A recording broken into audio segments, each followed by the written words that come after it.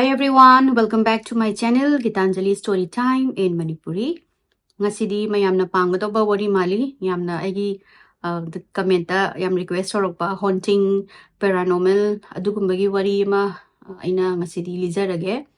Wari se yamna mamin chale California da haunting of San Pedro haina la yawbani haidi haunting of San Pedro California na internet yam yawbani zik thoi banu pisna Jackie Hernandez ka wi magonda thoi se ado magi claim da witness ilai adegi huziki yamna famous oiba kano paranormal investigator Dr. Barry Taffena manazu investigate toroga magida proof lay adegi video photos macha lay khotlena adu maina su yawi adu mayamna hena yingingagadi aigi wari siloiraga adum internet ta changaga dum thibiu du loina yawbani internet ta aisu internet gi paraga video kai khara yengaga wari se aina lizabani wari se haurage wari se Jackie Hernandez sida 1989 dina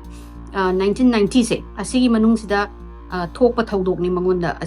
buziki San Pedro gi yum sida adoma se divorce sore mai nupa siga divorce soraga mai masanupa do mana puraga mai masanupa Jamie na chahi ama suba malai aduga ma se mai machanupi ama pregnant oraga lay mana kona Samantha na thoni angang do mana yum ama khara yum do khara li hai adoi su khara chakka sin nungai ba adugumba yum oi bajani aduda ma se hongjalaga leire leibasida yum je hana de dum ma se yum sida leibada adum khaji ti khoktak chai hai hana dagi ado Jackie se nungdang dana satra oi hai night school night college ma yawi hai ayuk nungdin dana multiple jobs oi hai magi macha magi like tamba khotpa maya magi bhara kai sindo ado do tha hai de hunbang amnaba multiple jobs oi hai aduga night time dana night college yauraga adum aina yamna hadi pregnant oina thabak yamna chinba tawbagi ma stress su yamna leiba waba timing su oiba jani degi divorce nauna tawbagi matwai su khara nungai taba aduguma matam oiba adi yum se hongjilakpagi weeks khara sida ma se mi manadum yengbagum na khanba adegi maningda mi ma leiraboi manba gumba sum tapna sum tawba haure haubdagi mase ahambada mana yamna stress ka ba khoppa tawbuda mana adumaina khalamba su yae na ma za khandoga nonga ma se class halaga phab tv yenga phamba sida wall zigi manung sida khoi gi nung macha nungjeng chai ba dongna khoi gi draw long torga chairak badagi ma se kainu ne na ma gi tv gi sound je kano tawraga laitharaga thamba sida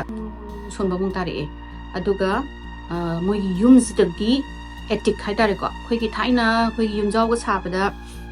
jinga khalamani makha da ceiling torga marakta ama khoi thaina marakta ahuba yumda khoi thaina di pochai myam thamnami khoi gi thaina yumjaw am leirame aduda lei etik se kari Manipuri da kari kawno di khangre adu moine huziki duguma mafam ma lei asigi manung sidagi mi makhong chatpa mi na chen bagi makhon gumba aduguma tab jani masi nungdang ama ada masi na kari no ne ai yum sida hongdong gumba raccoon ne moi sida yamna notorious oiba ma lei pes ma yum ga changa ga chikthak khatat pi tawbe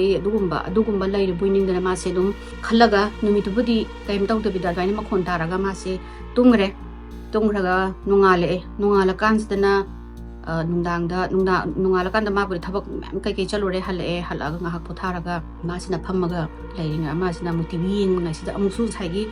nung chai bagi degi ming na mung son bagi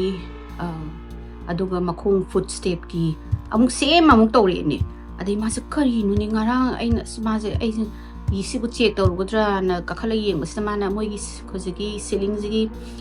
etik changbagi thong ching gi tawba se yadam degi mana saying check tawrage ware na haraga ma se phabu ma tumba changgare tumaga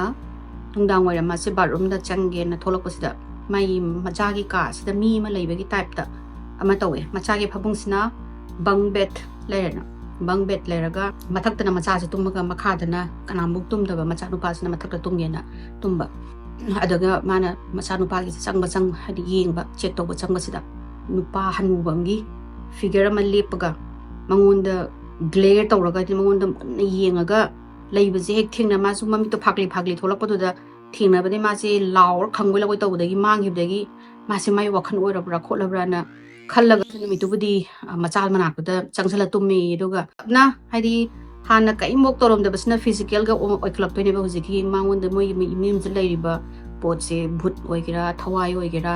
और I don't know kay haidino haidi ma miduna mana theknabadunadi manadi evil spirit ni na hai adu maina tam na kem torom debdagi khaga kano stay se sum hengalaktoini adugi nungan basita ma se mai mamana bidadi hai petilo libda mai mamana bi mai yumno ba mamana bi mlai fusion casini danam lai mai gi never so oiba mana de liba sani adu maina tawai ko le ai stress am wanga bra khangde aduduna ul habida hamadi mamana bi du su kaim khandam jani da hadi o maybe nang stress lai badu da warangani yum du su nongna hongapaga hanagi thaingi yumnina makon khara dum ke ka budi dum khara thokpani haina ma su daina haibidagi o phare na jaki se khallaga leiraga daina nongdang se dum akoi gi pochai mafam hada koi pochai je thamama porama mafam thamamaga mafam ma da mu leiramba adagi mafam ma dagi na mu mafam ma dong hunga mu thamambi jaga se loi hongtu olam yam tawrada mai wakhanda ma se pregnancy gi last stage li lakpagi yamna kawgun ba ma timing oi bro khopran ma se du su mu khandu e adaina khandu e kai ginu hadi kanna mana khanjalu du kaim kana dena adagi chan ma se daina sum tawraga ahambadadi moi gi murmurum sonba adagi mi laiboi ningba ma se dum mi madi laiboi dum ningba daina sum tawraga ma se masan pi se masan pi se 1989 da po ni mai se poga popasidagi mangon kano se henjalak toini ma se po e masan pi se po kholaga la e hostel dagi mayumda lairaga no mana angang je sangkom pi thak loraga ma pa mana sofa se da ngatang tv yengi ngai se da mai na kan dagi pencil holder je pai thora ga mai mangon de ta paisla pajani da adagi ma se imana tawra lauraga ga khangaga ma se hapolaga kaino ne na ma se leiraga ma se macha gi ka du kudung janjala ka se da macha sing ji tumam ma macha ni se lauthoga mana sofa se da ma kanu mi se le minara gen ma se ki be se ngasai do pregnant oil ba loir phai macha pok loir ba da do main torok podu da macha ni se mana pammaga ma se na moi gi living room se da tummaga na tummaga leiba sani tummaga leiba se da ahing ji da ma se makeup se thai di mi mana mangona na yeng madong na makeup se khang to tholak pa jan tholak pa se da mana yeng se da hanuba magi nupa magi figure hai dai ne ko moi gi mai gi thawai maki mara koi gi mamli furit angang ba mali le hai nupa do aduga khongau sangna koi gi kano da waist chim khatpa ma lepaga mangon da yengaga angang sing da aduga mangon da yengaga leiram basdagi ma se ta khangaga hawgotlaga angang ani je puraga sujan gi mayum se chela jani chela kan se da mana sujan da sumaina tawraga leiram mi kholami ai adum aina halakpa phok da mung son ma khotpa adum tai khole da pencil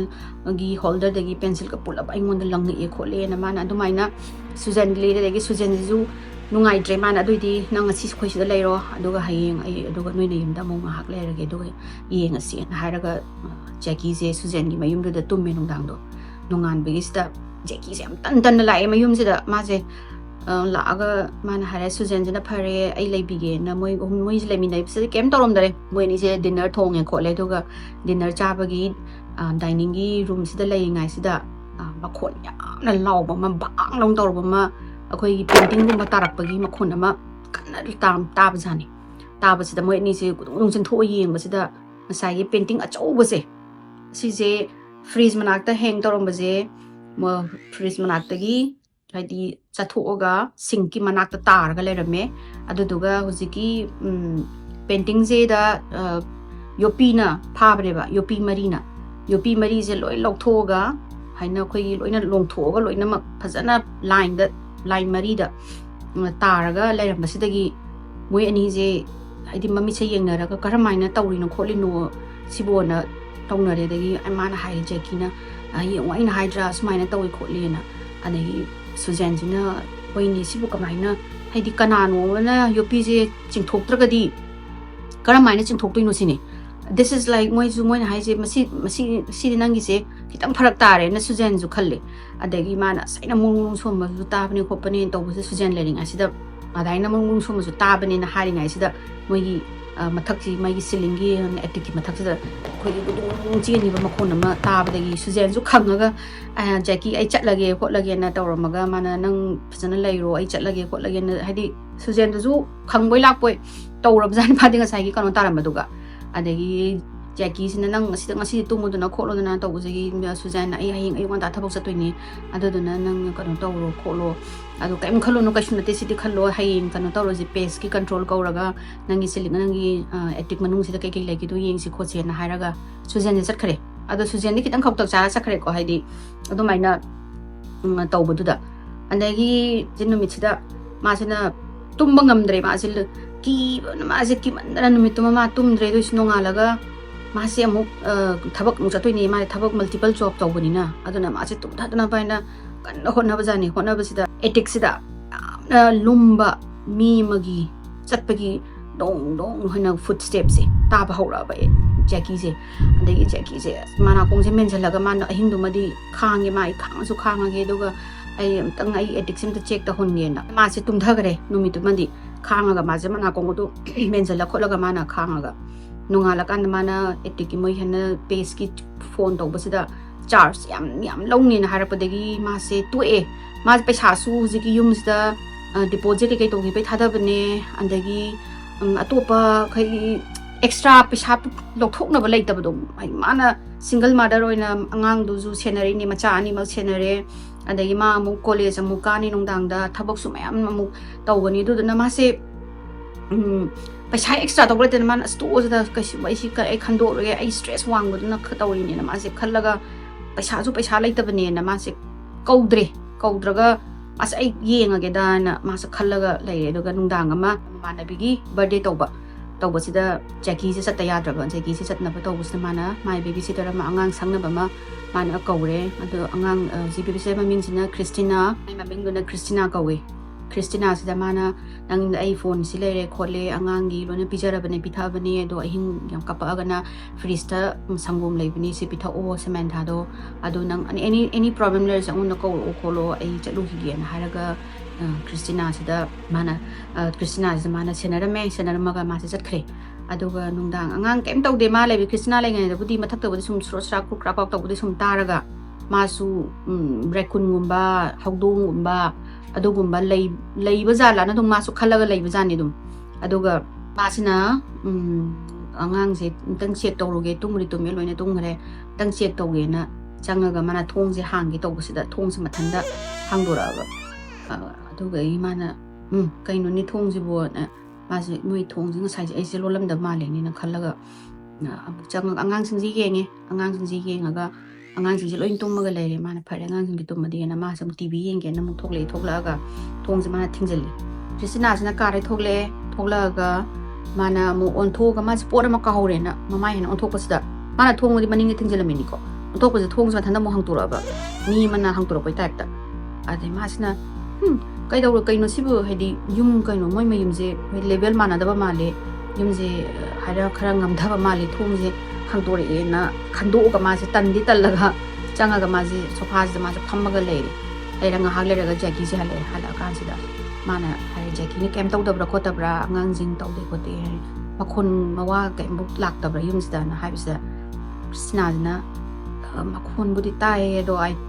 na khan mana rakun gumba cat gumba leibo oi malu duga noi thongje mathanda aina an hang chum kanu tawda angang yin changi tawda thongje mathanda ani rak hang tori sini adagi Jackie sina khalle ama ai sigi yum se kitang adumaina ai sikuire sumaina ingonda ama phawdo ai khatara khanbane do Suzanne su thengnare nang su thengnare ai se skamai tawdu no khangde khote na tawringa sida Christina sina somna kanje mangonde mangak ti hai paitharaga nam do kan mangon ne yeng lai begi mana Christina ka dawre Christina ka kayu nang yi ni do bon taw kan mana na asta nangi bulb anobam than bra yeng ne ada kainu ma nga la ka chinda tawr lai sen haibsta Jackie zo on tho yeng ba sida moi singa aba khoi gi round khoi gi mai gi bulb dongna orb ma ko tawra ga leiraga chum linga ga tawra ga lei bim tawri hamba nei moi ni yeng lai ba sida amu separate tawri zigi light se adoga amu samjale ꯑꯃꯨꯛ separate ꯇꯧꯔꯒ ꯃꯣꯏ ꯃꯃꯥꯡ ꯇꯧ ꯂꯩꯕꯗꯒꯤ ꯃꯣꯏ ꯑꯅꯤꯁꯤꯅ ꯐꯣꯟꯁꯦ ꯂꯧꯊꯣꯛꯑꯒ ꯐꯣꯟꯁꯤꯅ ꯀꯥꯞꯄꯒ ꯑꯗꯨꯒꯤ ꯄ꯭ꯔꯨꯐ ꯑꯃ ꯂꯩꯍꯧꯔꯦ ꯍꯧꯖꯤꯛꯀꯤ ꯃꯩ ꯇꯥꯎꯔ ꯂꯩꯕꯗꯣ ꯑꯗꯒꯤ ꯀ꯭ꯔꯤꯁꯅꯥꯁꯤꯅ ꯑꯩ ꯆꯠꯂꯒꯦ ꯈꯣꯠꯂꯒꯦ ꯑꯩ ꯅꯣꯏ ꯁꯨꯃꯥꯏꯅ ꯇꯧꯕꯁꯦ ꯑꯩ ꯍꯩꯅꯗ꯭ꯔꯦ ꯈꯣꯠꯇ꯭ꯔꯦꯅ ꯇꯧꯔꯒ ꯆꯦꯟꯈꯔꯦ ꯀ꯭ꯔꯤꯁꯅꯥꯁꯦ ꯃꯌꯨꯝꯗ ꯆꯦꯟꯈꯤꯕꯗꯒꯤ ꯃꯥꯁꯤꯅ ꯃꯥꯁꯦ ꯉꯁꯥꯏꯒꯤ ꯐꯅ ꯀꯨꯏꯅ ꯇꯥꯎ ꯂꯩꯕꯗꯒꯤ 마스 게임 떠오드래 제기죠 끼드나 하이디 마나 무 떠오르가 그리 무 망원도 무 파타 하우디 떠오르까지나 게임 하이데비다 마스 레이도 юм지다주 마스 까마이나 짝기도이노지 기안함 따드라가 누가 수마이나 paisasu leitagum tau mase yum amu hongtokpa machasingdo puro chatpa haise kamai tawdoino ma khallaga mase phamdaraga yengaga ngahak leraga jiki mai angauba jiki mai tawrei base mathanda mangi hai aduga masu nungdang dumadi dum lele nungala kansida kon phengi ngai se mana kon phengi ngai sida mai wall gi crack tagine amuba mahi gumba ma chentharak jane sum chentharak pada aga manam siam nam thiba yamnam thiba manamaga jiki phalang jiki chentharak pasida masina kahino ne asigi yum se kari mu kai ra jano ai etik sida yenga ge na masina mi sida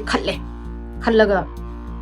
mano jiki kanu se thangdare thong se hangtoga moi etik tugi moi kairak da ka khallaga han ko yin sum yeng majani yeng masida punghang hawi tiny furniture atekpa khara gumba lei kachinda chawdi chawba duga kachin khoi mirang thungba khara gumba adugumba uraga masina ko yeng haina o yeng thoraga yelomdi thorok pasida nupa magi mako snack tamangon charong paishlapan pasida jaki je khangboi lakpoi made ngasai kairak dagi makhong jina khagi kanu se lok tawraga mase ta makha se lok ong taraba taraga mase mai makhwang sida sok toine mase dain tarakpadagi khangaga mane machagi ka se chenjalaga machaga ani ju lauraga gari manungda hapchala mase sujen gi manakta na chelaga sujen ma to telo thilen nangdan degi sujen jina kaidore har kan sida chumaina mi ma ko kama chain doroga kanu etik da paisale khole mas kappaga kiraga mase kappaga ai amna kanu to ai asiyum za ichanga maroi mas kappa kan sida masai sujan jin haire nang adu di landlord sudam ta haisi nang asumai tawri se haidi ai su ure kristina su ure na mana sun han munoi na yum da sumai tawe na pau khaira me khotla me tawdagi mana ai siyum da changa maroi na kappadagi mana adu di ai noi landlord sida han hairaji aduga mana kai dogi yeng na mona landlord sida sujan jin phone tawraga haire sumai na yum sida disturbance leire khole haina khoijo aisu ure aisu tare adagi mai baby sitter juna su hai e khole na tawdagi landlord si lining ba religious oiba mi oiba da mana phari ai dudi ai priest da ai gi church da haraga priest na yum do bless sauna ba ai tharake kholake na mana hai nungala kan sida la ema je nungala kan da sujan jaga pulap yum na changmina ba sida yum se ngasagi angang macha ani la yum do laibagi ne mana nungdang da school kari ne na ka bane thabak chatpane yum je chairaga leiba oi sane numit se adu ngasai gi mahi tholapudagi yum je namthi baga sai gi priest sila aga moi mama ga jaki ji ga chapminai ni ko chapmina raga thongjang to pasida priest na hai manam je namthi ne yum je namthi raga moi na changbadu dadi karimbo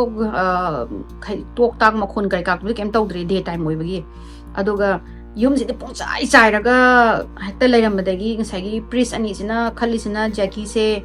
ma khoi fit oidaba mother ni mama oibada matik chadrabani na khandok moi di khangrab jani aduga mana sida mi mayum ju sengde aduga mana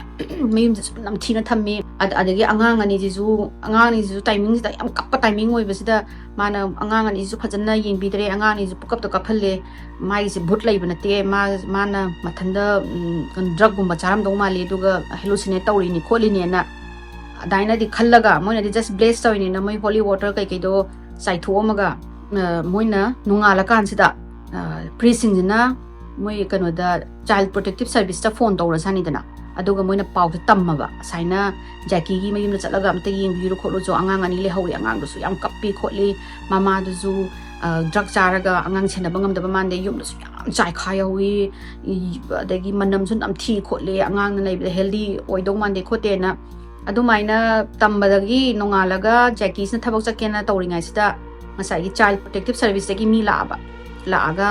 jaki haina khoi haina complain ama phangi kholi noi nungi je nai nei fine to fine tawina angang ju kap adu panang nei yum mo le khole ha de moi se yeng ma yum je mo hek le ma timing oi bidagi moina please clean up the house we will come in 2 days nang kai gumba sigi kono se tawraga di ai angang du moi de tai na du state ta heta moi na state ta heta loksale ba mama fit oidredi parents na angang du yok fit oidredi na moi na foster da pi bagi adagi Jackie je ta ma di mi hun ge chong khaba macha se logai tare na pakhat na ma je kappe su jen mana ka chalaga kappe ai sumai na la ami khol ami ai mingon da sibu kamai na wari li do no khotoi no ai ngon na thoi ba thok dok si khot ba je na tawba gi su jen na nang kana dre adodi aina khang aina nupa ma arang na han documentary ma da yingi ma se paranormal investigator ni Dr. Berry Taffana kaubani ma mangon da phone tawraga mangon doin haire ji kai no da aina si noina police salaga hairo rasu police na ju thazaroi nang angau bini nang tarani adagi huji mu state kanona child protective service na mu nang je mark tawra lai ngai sta nang na si wai pau haina tambala en haire ga di mu angang do logi tare du na sidinu pas do contact tawra sena Suzanna ziki Dr. Taff se sida mana contact tawre sagi moina phone tawra matung da nongala kan sida Dr. Taff ne my cameraman very cornered habamne aduga Jeff Whitcraft na moi ahum se lak pasida moi se over 3000 paranormal investigate tawraba loiraba mini ko ado moi se aham da skeptical loyeba Jackie na do mind tawi khole haibasida kai gino da moina chaluba singje anambana moina tamnare khole hairaga hekta oiram da bi seran kadagi di bhut lai ka du tawre na equipments ma puro chalaga oiram da bigum ba tawba sigi moi se kitang skeptical di oiraga hoi mana do yamna haizarabani na chalura se na moi su hoi hi fi equipments su di pore hai loina poraga lak pasida moina thong tok pasida yum si budi na lamme hai aduga manam je yam nam thiba order manam me hai yum manu sida namaga moina khalisina yum se yam calm oi moi just magi kano tau na manam yum je manam nam thibi sidang phana ba thong naw se hang to ga ngatam khai yum je ka tang clear out tau je na thong naw je hang to clear out tau raga moina phamaga Jackie sida interview logena tau ba se ba magi first interview se September September gi tang ama 1990 ki September 1 da first interview tau doi ni ko moi gi investigation tau ba se adu da sai gi kam oiraga leram ba yum do Jackie sida question hang up sida Jackie sina ahamba da makhon sumaina tai siling da gi adu tawi da tawi na hawra pasida mathak sida koi makhon am mi chat gi duk to ba hawra pa da ye Jackie je mami mana ga loi lang khat laga lai gi je video do da mona loina record to ni ko adagi moi sing je loina mak yeng sani kai no mathak si boina aduga Jackie continue to ron hai da mana haina aduga ina barum changmada nupa magi figure ma ui second time amu uba sidana saina puri angang madlit laga ui khole aigi ichagi ka da leirambi kholami do tarome na mas mathang lira aga mana makok ama paisal e haibagi timing sida ta dong hane ta makhong je khoi bang to baje na launa bang taraga mathak se satpadagi amtang check to se law mathak se na tawra sari da Jackie da ki da kakhat kino mathak da nupa makok ama hana mo da paisal e khola e na mana hai doi su moina phare nang ai ga noi yam tang moi mathak tang check to slaw na ngasai gi attic to hang to ga ngasai gi very corner to ne mana cameraman ni aduga ngasai gi nupa chef faise moi ani sina kakhatlaga makhadana ngasai gi Dr. Taff to ne Jackie ga moi ani na lepaga mathak ta yenga lai ni ko ada moi na hamba camera sina kapa ga is there anyone here kain tawraga sum kapa jani kapdoga moina kakhala manung ja kakhala amana to slide pai ni amazina my camera sina kapa ga e kana lagi manung sida lai raga di show to kholo kai haira ga kapa sida moi se law ko mak mathak ti makon ta sida gi di phigi law ta ba gi khang ba gi makon ma law ta ba sida kai dore nan Dr. Taff sina hai sida gi moi ni se kudung ka makha chin thari ka dore na hairaga ai gi naina saina kana lagi lai raga di na sana thanda show to kholo na hairaga photo copying ai da mai makot sidagi camera se mullaga camera se ta langi bini hari adagi moi is kamai to do camera da de loina ai ga tangba hai kwai tangba camera ni CD kamai to do ko ton to dagi moi se it's just compose yourself guys aina sagi moi hai di huziki makok sina Dr. Taff sina haire aduga lawur sen tawraga moi sina mai khara ngan ba ma pairaga kakhatlagi yang kan sida camera se mana nakan ba taraga magi lens se sije separate tawraga lerami ado moina kudak to lawraga moi se kumtharaga ngasi di theng Jackie ai haing amu kano nominee leraga lake nang asigi footage ma'am je ai develop tawraga yengo koloraga karino do ai harke but definitely there is something in this house ado nang yaraga di yums dagi nang move tawgera khotgera na hangusida Jackie na ai paisa amta leite ai yumje kuidri ni hongpa isda ai deposit pisangi ai satra zo oi thabak tawi angangi chabagi thapai sinbarina ai je leite ai upai te kamai tawdu nang amtanga laga amtanga di miyeng biyon haibdi mana ai phari nominee leraga lake na haramaga chakraga second attempt se tawbalak pase kanu ne ba 4th of September gi tang mari sida second moigi hujiki interview investigate tawbalak pa numisiti khara violent oirane ba moina rile up tawgre ba ngasai gi photo kapta na khoton taw lairamba presence to saubani khangde anoi oi bagi mongda khena su tamnaraba male kanu da Jackie na phone tawraga noi ngasi di lao kholo ai gi je noi na haina photo nama tawrambadagi henjana aingonda saubagi type da ka pochai ga je angangi toys ga je mathanda paikhala langbi pochai langbi kon thugai bi khotbi yam tawre khotle ai yum sida angang ani siga ai leiba ngamaroi no amta ga la agam ta ga yengbiram kholo na Jackie na phone tawbusdagi moina lakpada Suzanne ga lerame kano se Jackie je kappaga lerame degi moina phoi phare nga sidi phasana kan tawrosi khotla je na moina tukka thadok na moi sage nam lei adugum ga thadok kholaga aduga asidi phasana tawrosi khotla si yenga si na tawdo moina lakpada changapusdagi yum je ka manam namam da se manam se nan yum je mun nam thirak toine ba nam thiraga ngasai gi mathak tagi khonje tuk haraga aigi hanna sakhi bagi makhon dang tara kem tarok dabdagi hantak sizu Jeff to ne Jeff ki ni ko ahamada Jeff ki makhutai ni ko mulli je kanu se sai camera se Jeff to camera paire andagi Barry du su paire aduga moi ani sina mathak ta kakhatlaga hantak ti phajana mathak ta kakhatlaga camera sina kappa ga sum kachin ko ya sum yeng masani sum yengaga sum kappa ga yengingai sida mana mamangda Jeff sina mai mamang da lepa kanu gi mamang da lepini ko ama corner to gi mamang da lepaga photo je sum kapamaga ama je moi ni je mani on thona sum kapna basan kapda mana mani on thok na laur ko jani laur aga Jeff se koi kachinam da pusan gi bai type da makhon ma ta badagi sai gi Barry sina no mo sina kanu sina kapaga mai je mai ka flashlight ya puti ko mai sai camera da kapaka mana sai gi mai do flash na mai do una ba to bujani adu tawringa gi marak sida na makha sida na kai dogi haibasida moi ahum jina Suzanne ne Jackie ne Dr. Taft ne moi na mathak te lepaga yengingai sida ziki Jeff cho chingam dai gi second ama ni wali ngai makha sida khuche khoi gi hana khuche tek na khoi gi no kap do snap tor podo khuche hana snap tor ma khon tabadagi Barry ga kanu ga mathak ta leibasida Jackie sina I have a very bad feeling noi kumthar o aingon na kanu ma yamna ngai ta ba feeling ama phawai kholen hare dagi Dr. Taft noi ani yaraga di kumthar o yengo haibagi adu do haibagi lawga Jeff se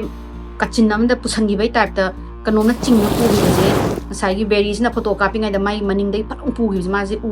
je phaw dai ma on tho ga mana Dr. Taft be hana Jeff to kon to gre haire ai maning da layam dren ha mana yeng odu ka do yum thap na law bu sani ade mana kon je flash ka yeng kan sida Jeff se akhoi gi nail am da phi mana pullaga ma se hai Jeff sigi kanu sida mai face sida pura khoi gi bhut urubagi type ta mami mana long thoga confusion gi expression da leiramaga ma se mai mangak sida kanu phi amana kiraga khoi phi amanba leidana adugum amna kiraga ma se strangulation gi type ta haina nappaga makhut masa jing loi punjalaga nappaga sigi ukhong gi kanu sida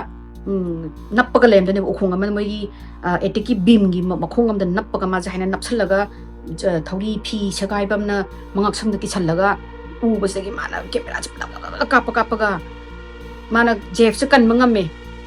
uchina kamaga Jeff city actor mari sunda shock jagi dana mari trauma ji henmandana makada Barry na putharakpaga madi ai sida leiba ngamaroi harmaga madi thong do hangto chin gareba Jeff sida ai si yums da ai mohana lakpa ngamaroi noi tawus da horo hara chen gare chen gi bedagi moina I'm so sorry kano Jackie haidi nangi sida laibase khara kanu tawba male aduna exorcism gumba tawdragadi nangi yumse natraga kana gumba na kanu tawdragadi yade yamna violent hoiba kanu spirit gumba presence male na hairamaga nang sidagi yum sidai nang hongo nang sida laira gadi noi ngunda dangerously nang ngunda phattaba yam tawrani kholani na maina Jackie tawdi Jackie su pai laitadana yumje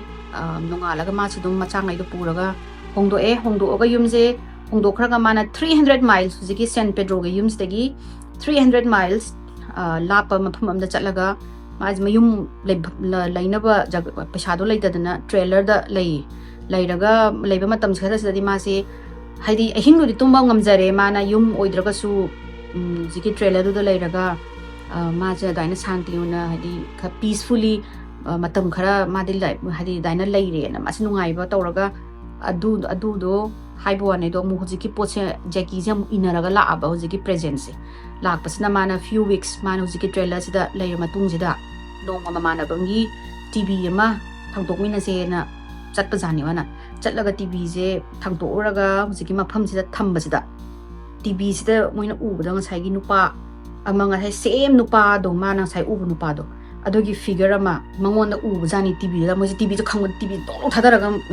Jackie je khangoi lakpoi to sida kai dawren hada nang jung mami do ubu khopra ha kanda mani maning da mi leina tron da tawbo mo yeng mo da kan hang leram draba ma se my neighbor sina jo do dum u hore dana adegi Jackie sina ai se sig matang se feeling je yam nungai ti as ai kamaina to du no na khallaga ma se